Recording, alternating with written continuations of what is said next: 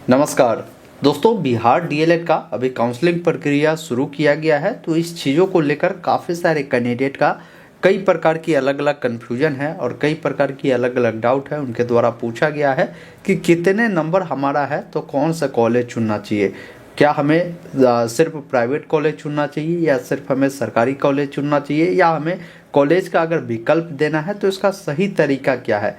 उस तरीका को अगर समझिएगा ना तो ये काफ़ी हेल्पफुल आपके लिए होगा और यकीन मानिए आपको इस सरकारी कॉलेज दिलाने में काफ़ी मदद मिलेगा। अगर जिन बच्चों का कम नंबर भी है, कम से कम नंबर भी है, तो उनको कैसे कॉलेज का चुनाव करना चाहिए, सारी चीज़ें बताऊंगा। काफ़ी सारे कैंडिडेट ने ये भी पूछा कि क्या हम चाहते हैं सिर्फ सरकारी कॉलेज ही देना, क्योंकि बच्चों की इच्छा होती है भाई सरकारी मिले तो करेंगे, नहीं मिलेगा तो मैं नहीं करूँगा। तो वैसे स्थिति में आप कैसे कॉलेज का विकल्प देंगे। कोई बच्चा का इच्छा है कि इस बार 2025 में हमें कहीं ना कहीं से डीएलएड करना ही है, चाहे सरकारी मिले या प्राइवेट मिले। तो वैसे बच्चों को कैसे कॉलेज का चुनाव करना है, कंप्लीट जानकारी आपको बताई जाएगी और लाइव मैं आपको कॉलेज चुनकर फॉर्म को सबमिट कर दिखाऊंगा।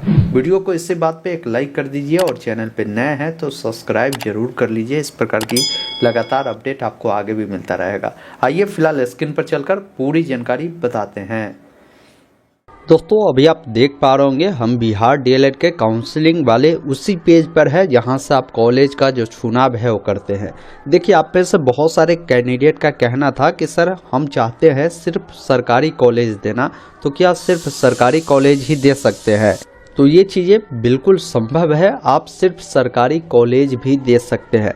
कम से कम आपने पूछा था कितना कॉलेज देना है, तो यहाँ पर बोला गया है कि कम से कम आपको जो है 5 कॉलेज, न्यूनतम 5 कॉलेज देना है और अधिकतम की बात की जाए तो अधिकतम 30 कॉलेज आप दे सकते हैं। तो ये चीज़ें भी आपका क्लियर हो चुका होगा। अब आपने ये पूछा था कि इसमें जो है हमें कितने नंबर पर कौन से कॉलेज का विकल्प देना चाहिए वो बताइए। तो मैं कहूँगा देखिए, अगर आपका नंबर अगर 85 प्लस अगर जा रहा है ना, तो आपको पूरा का पूरा सरकारी कॉलेज आप रखिए, कोई ना कोई सरकारी कॉलेज आपको मिल ही जाएगा, ये ध्यान रखिएगा।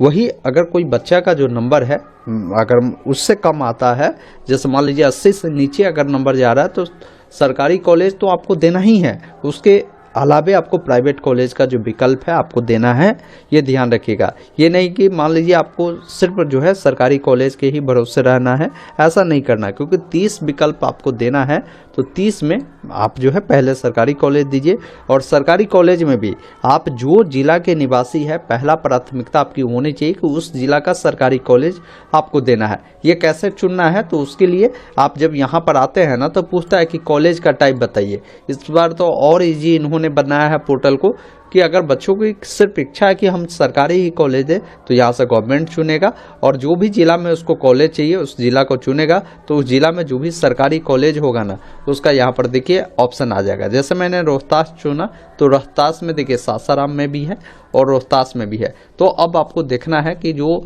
आपका ये नहीं, यहाँ पर देखिए सासाराम में ही दोनों है। अब सासाराम में जो कॉलेज आपके नज़दीक पड़ता है ना, तो पहला प्राथमिकता दीजिए, उस कॉलेज को डालिए, फिर उसके नियर वाला जो कॉलेज है उसको चुनिए। क्योंकि देखिए होता क्या है ना कि सरकारी कॉलेज अगर आपको मिलता है तो इसमें ये ध्यान रखिएगा क्लास करना होगा, बिना क्लास किए आप एग्ज़ाम नहीं दे पाएंगे। प्राइवेट में तो देखते हैं कि मैनेज भी हो जाता है, नहीं भी जाते हैं फिर भी काम चल जाता है, लेकिन सरकारी में ऐसा नहीं होता है। तो इस प्रकार आपको जो है कॉलेज आपको चुनना है। पहला प्राथमिकता आपको अपने गृह जिला में होना चाहिए। उसके बाद आपके जो अगल बगल में जिला है जहां पर रहकर क्लास कर सकते हैं, क्योंकि सरकारी कॉलेज ले रहे हैं तो ये गांठ बांध लीजिए, क्लास करना होगा। तो फिर उस जिला को चुनिए, फिर उस जिला को चुनिए जहां आप रहना कंफर्ट करेंगे। इस प्रकार आप जो है अपने नियर जो भी 2-3 जिला पड़ता है जहां आप रहना पसंद करते हैं, वैसे जिला का जो सरकारी कॉलेज है आप चुनिए। अगर आपका नंबर 85 प्लस है तो, बाकी अगर कम है फिर भी आप इस प्रकार क्या करें, सरकारी कॉलेज कम से कम जो है 10-15 आप जरूर ऐड करें। शुरुआती में सरकारी कॉलेज ही ऐड करें, फिर बाद में प्राइवेट कॉलेज जब ऐड करना होगा ना तो पहले प्राइवेट कॉलेज आप अपने जिला का दीजिए। क्योंकि अगर मान लीजिए आपने बहुत सारे बच्चे मन में ठाना होता है कि भाई इस बार हमें डीएलएड करना है, चाहे सरकारी मिले या ना मिले, प्राइवेट भी मिलेगा तो मैं करूँगा। तो वैसे स्थिति में आपको प्राइवेट कॉलेज का विकल्प जब प्राइवेट से ही करना है तो आप अपने ज़िला से क्यों नहीं करेंगे। तो इसलिए आपको प्राइवेट का जब भी विकल्प डालते हैं ना, तो आपको अपने ज़िला का जो यहाँ से जैसे प्राइवेट को चुनिए और जो भी आपका ज़िला पड़ता है यहाँ से ज़िला का जो नाम है आपको सेलेक्ट कर लेना है और यहाँ का जो प्राइवेट कॉलेज है उसको इस प्रकार ऐड कर दीजिए। ये ध्यान रखिएगा। तो प्राइवेट कॉलेज में हमेशा ध्यान रखना कि अपने ज़िला का ही कॉलेज का विकल्प दीजिए, वो ज़्यादा बेटर होगा। या आप जहाँ भी रह कर, जैसे मान लीजिए कोई बच्चा सीतामढ़ी का है, पटना में रह कर पढ़ाई करता है, वो चाहते हैं कि भाई पटना में मैं अपना तैयारी भी करूं और साथ में जो कॉलेज है प्राइवेट मैं उसमें नामांकन ले लेता हूं, कभी कॉलेज जाना भी पड़े तो मैं जा सकता हूं।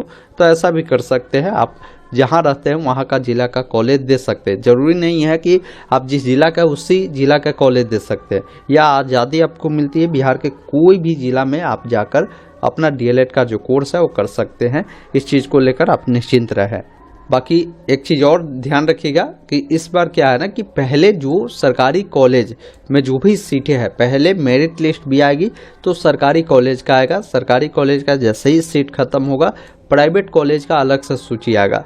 तो इसलिए आपको सरकारी कॉलेज ज़्यादा से ज़्यादा ऐड कर देना है, फिर प्राइवेट कॉलेज ये ज़िला का दीजिए, या जहाँ रहकर आप प्राइवेट में भी चाहते हैं कि भाई कोर्स करें तो वो ज़िला का भी विकल्प दीजिए। इसके अलावा आप ये भी जानना चाहते होंगे कि कॉलेज का क्या फ़ी होता है। तो अगर आपको प्राइवेट कॉलेज मिलता है ना तो 1,20,000 दोनों साल का है, यानी 60,000 रुपये एक साल का देना होगा। दोनों साल का 1,20,000 है, लेकिन इसमें कुछ और एडिशनल खर्चे जो है कॉलेज आपसे लेती है। कुल मिलाकर 10-20,000 आपको और खर्चा हो जाएगा, तब जाकर आपका जो है ये 2 साल का जो कोर्स है कंप्लीट होगा। प्राइवेट सरकारी की बात की जाए तो आपका 30-40 हज़ार रुपये में आपका जो है ये काम चल जाएगा। बाकी मान लीजिए आपने कोई कॉलेज यहाँ पर ऐड किया है, उस कॉलेज को हटाना चाहते हैं, जैसे मान लीजिए ये डिस्ट्रिक्ट का मैंने कॉलेज दिया, अब इसको हटाएंगे कहाँ से, यहाँ पर कहीं भी ऑप्शन नहीं है। तो हटाने के लिए सबसे पहला चीज़ देखना है कि ये कॉलेज आपका जो है ये सरकारी है या प्राइवेट है। तो गवर्नमेंट है तो गवर्नमेंट को चुने। उसके बाद देखिए ये किस जिला का कॉलेज है, तो उस जिला का जो चुनाव है आपको यहाँ से करना होगा। अब जैसे ही उस जिला का आप यहाँ से चुनाव करेंगे ना, चलिए मैं यहाँ से चुनाव किया, उसके बाद यहाँ से जैसे ही हटाएंगे तो देखिए उस जिला का कॉलेज हट गया। तो इस प्रकार आपको हटाना होगा। कोई अगर प्राइवेट कॉलेज है तो यहाँ से प्राइवेट को चुनिए और प्राइवेट में जो भी जिला का कॉलेज है पहले उस जिला को सेलेक्ट करिए और यहाँ से हटाना है तो यहाँ से हटाएंगे, तो इस प्रकार वो हट जाएगा। तो इस अकॉर्डिंग जाइए, पहले सरकारी कॉलेज को ऐड करिए, फिर प्राइवेट कॉलेज आपको ऐड कीजिए। प्राइवेट कॉलेज अपने जिला वाला कॉलेज को पहले दीजिए, बाद में आप जहाँ रहते हैं मान लेते वहाँ का देना है तो उसको दे दीजिए। उसके बाद नीचे आकर इसको यहाँ से क्या करें, सेव कर दीजिए। इस प्रकार फॉर्म सेव होगा। फिर यहाँ से सेव एंड सबमिट वाले विकल्प पर क्लिक करेंगे तो आपसे बोलेगा कि आप श्योर हो जाइए कि आपका फॉर्म सबमिट हो रहा है। इसके बाद आप कॉलेज का जो विकल्प है उसमें कोई चेंजेस नहीं कर पाएंगे।